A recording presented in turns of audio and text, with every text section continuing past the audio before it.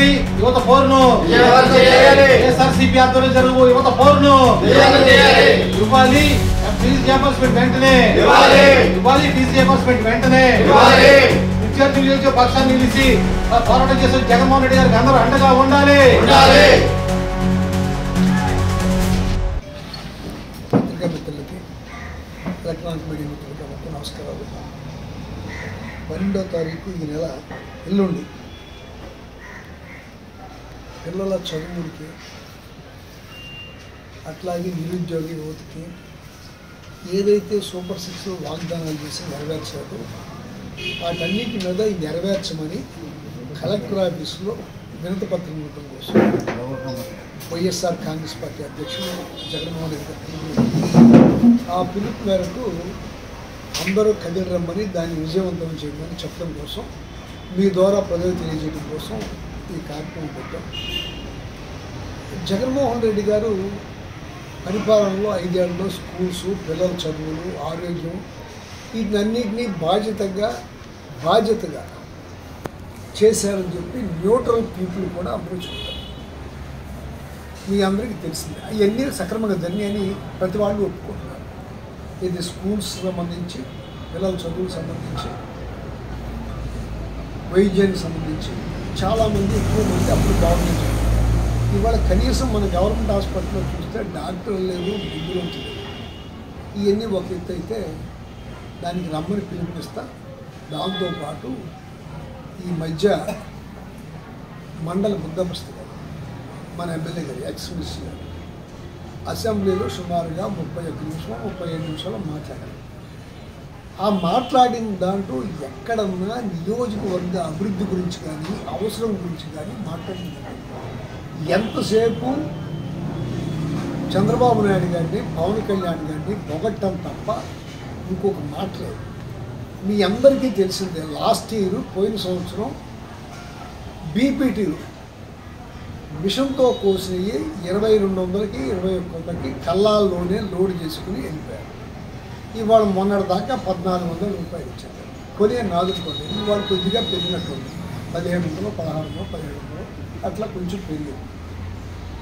ప్రతి రైతుకి 10 ఎకరాలు ఉన్న రైతుకి సుమారుగా 3 లక్షల రూపాయలు ఈ ప్రభుత్వం వచ్చిన తర్వాత, కూటమి ప్రభుత్వం వచ్చిన తర్వాత నష్టం జరిగింది. 3 లక్షల రూపాయలు 10 ఎకరాల రైతుకి.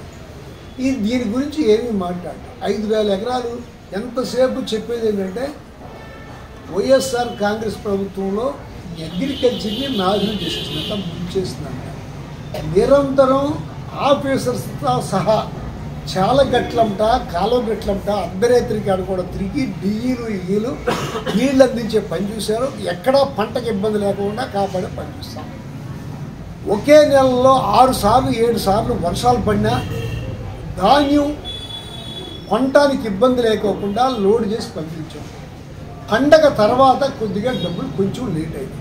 ఇవాళ పరిస్థితి కళ్ళకు కట్టినట్టు కనపడుతుంటే దాని గురించి ఏది మాట్లాడుకోకుండా ఓ పొగడ్తలు, కవులు, కళాకారులు ఈ తప్ప నిజం చెప్పే ఎన్ని అబద్ధాలే.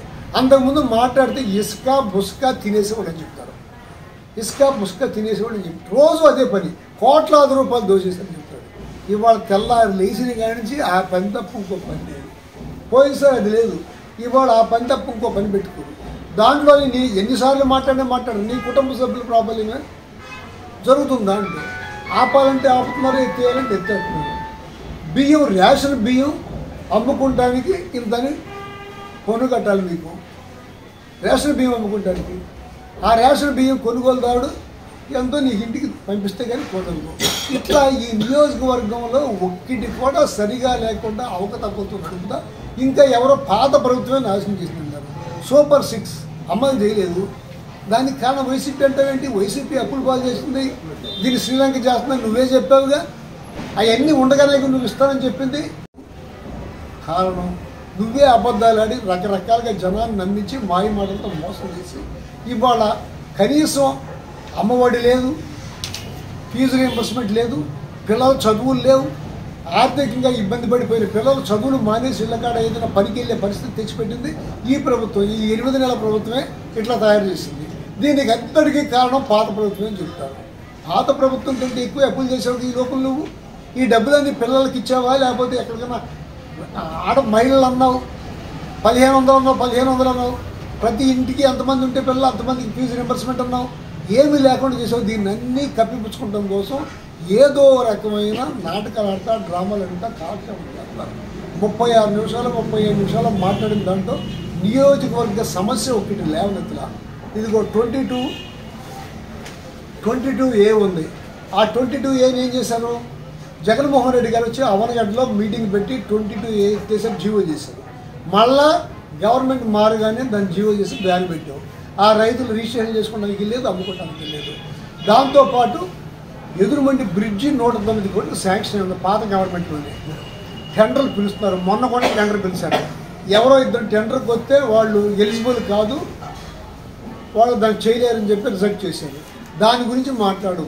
ఇప్పుడు చేయాల్సిన పని 109 కోట్లతో నబార్డులో శాంక్షన్ అయి ఉంది. తుఫాన్లు వస్తున్నాయి, ఇబ్బంది వస్తాయి, ఆ దెబ్బల మీద జనానికి ఆ టైంలో ఇబ్బంది అవుతుంది. ఆ బ్రిడ్జి పూర్తి చేయాల్సిందే తొందరగానే మాట ఎక్కడ ఇంతవరకు ఒక నోరెత్తి మాట్లాడు. దానికి నీకు ఏం అర్థం వస్తుందంటే, అది పాత గవర్నమెంట్ జగన్మోహన్ రెడ్డి గారి గవర్నమెంట్లో శాంక్షన్ అయింది కనుక అది చేస్తే ఆయనకి ఎక్కడ పేరు వస్తుందంటో. అట్టా ఏం మేము బాధపడం. పులిగడ్డ పెనుమూడి బ్రిడ్జ్ వచ్చింది, ఆ రోజుల్లో మా ఉద్యమం మూలంగా వచ్చింది. మీ నాన్నగారు పేరు పెట్టుకున్నాం, మేమేం దిగులు పడలేదు, బాధపడలేదు. అట్టగా ఆ బ్రిడ్జిని తొందరగా పూర్తి చేసి ఆ ఎదురుమండి వాసులకి, ఆ లంకల్లో ఉన్న వాళ్ళకి ఇబ్బంది లేకుండా నబార్డు నుంచి 109 కోట్లు శాంక్షన్ అయినాయి కనుక ఆ బ్రిడ్జి పని పూర్తి చేయించండి. అట్లాగే కంపోస్ట్ యార్డ్ ఉంది ఇక్కడ, కంపోస్ట్ యార్డ్ కూడా పాత గవర్నమెంట్ అయినా డబ్బులు శాంక్షన్ అయి ఉన్నాయి, దాన్ని కూడా పూర్తి చేయించండి. 2 సార్లు పిటిషన్ పెట్టించాడు. అసిరాబాద్ ప్రభుత్వం ఒకసారి పెట్టించాడు, అట్లాగే ఆత్మలతో ఒకసారి పిటిషన్ పెట్టించాడు. ఇవాళ నీ గవర్నమెంట్ వచ్చింది కదా, దాన్ని నువ్వు చేయించు, ఎక్కడ వీలైతే అక్కడ చేయించు. దానికి మా సహకారం ఏమైనా కావాలంటే చెప్పు, చేస్తాం. అంతేగాని అభివృద్ధి గురించి మాట్లాడకుండా పాత గవర్నమెంటే ఇదేదో ముంచేసింది అన్నట్టుగా నిరంతరం కాకమ్మ కథలు చెప్తా, కాలక్షేమం చేస్తా, కవులు కళాకారులని అడ్డం ఇట్లా తగ్గడం తప్ప ఇంకొకటి లేదు.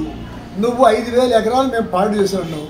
నువ్వు ఎన్ని వేల ఎకరాలకి పోయినసారి వ్యవసాయం ఎంత జరిగింది, ఈ సంవత్సరం వ్యవసాయం ఎంత జరిగింది, పోయిన సంవత్సరం పంటలు ఎట్ట పడినాయి, ఈ సంవత్సరం పంటలు ఎట్ట పడినాయి, పోయిన సంవత్సరం రేట్లు ఎట్ట ఉన్నాయి, ఈ సంవత్సరం రేట్లు ఎట్ట ఉన్నాయి.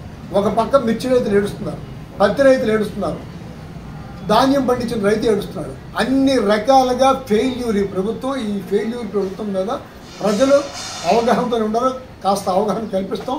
రేపు చేసే పని కూడా కలెక్టర్ ఆఫీస్లో 12వ తారీఖున మేము ఇదిగో ఇట్లా ఈ పరిస్థితి ఉంది, ఈ పరిస్థితులు పిల్లలు చదువులు పోకుండా నిరుద్యోగులకి కాస్త ఉపాధి కల్పించే పని చేయమని అంటూ వస్తున్నాం. దాంట్లో ప్రజలందరూ సహకరించాలని కోరుకుంటున్నాం.